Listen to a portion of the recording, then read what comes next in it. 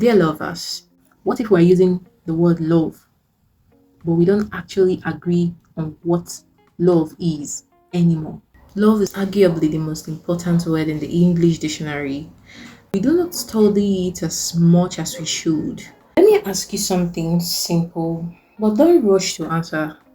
When someone tells you, as a Nigerian, I love you, what do they actually mean?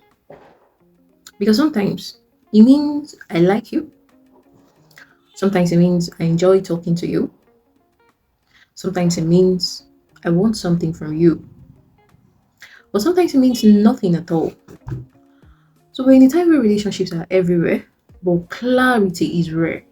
People are talking every day, texting every night, calling it situationships or figuring it out, talking stage. People tend to feel more confused than connected. And I had to ask myself, is love in Nigeria disappearing?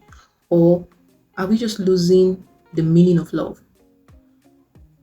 Because in the modern relationship, that's what happens. A boy meets a girl, they're talking, they're texting every day, they're laughing, they're bonding. She's thinking, is this real? He's thinking, let's just see how it goes. Both of them are afraid to ask the question that matters. Because once you ask it, the vibe might change. Instead, we avoid clarity. We replace clarity with vibes, attention, chemistry, consistency, and hope. But hope is not structure. And over time, people start feeling something strange. You're close to someone and you don't actually feel secure with them. Here's the deeper problem. We're using feelings to define what needs more than feelings. So love becomes unstable. It rises and falls with mood, attention, and circumstances. Something inside us know that that is not enough. Because when someone says, I love you, we still ask, but what are we?